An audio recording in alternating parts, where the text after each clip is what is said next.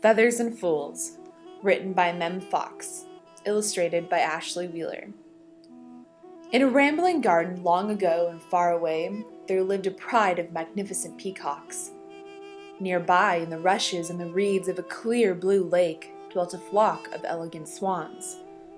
One day, a peacock, musing on the mysteries of life, said, "How strange that the swans should swim! It is fortunate indeed that we do not, for we should surely drown." The other peacocks pecked and strutted, contemplating the meaning of this profound observation. Again, the first peacock spoke. "How strange that the swans should fly! It is happy indeed that we do not, for we should surely look ridiculous." The other peacocks pecked and strutted again, contemplating the meaning of this second observation. Again, the first peacock broke the silence. "I fear the swans," he said. "They have great strength. If they wished, they could turn us out of our gardens, or make us fly, or force us to swim." Here and there, peacock feathers rustled uneasily.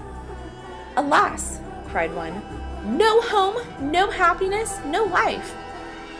There followed anxious mutterings and a making of plans. And so it came to pass that the peacocks gathered a great quantity of feathers, which they sharpened into arrows and concealed in the shadows of their gardens. "Now we can defend ourselves against the swans," said the first and most foolish peacock, raising his voice that the swans might hear.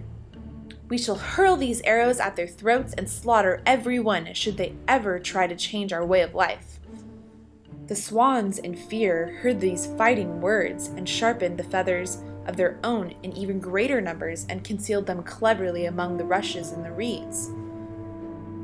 Both sides, for safety's sake, continued to add to their weapons, but in dismay each discovered that the more arrows they acquired, the more terrified they became.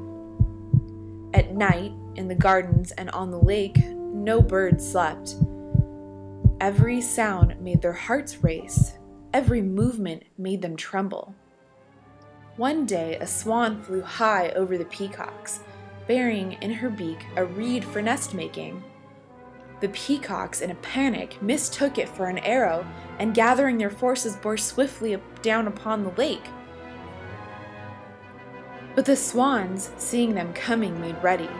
Soon cries filled the air and blood darkened the earth. A cloud of feathers rose into the sky and haunted the sun. Of all the birds, not one remained alive. Silence hung over the gardens and over the lake.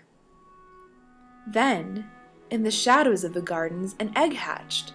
A small bird staggered out into the blood-stained stillness.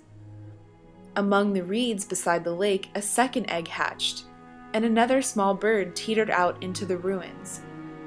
They stumbled towards each other, alive with curiosity and trust. "You're just like me," said the first one. "You have feathers and 2 legs." "You're just like me," said the second one.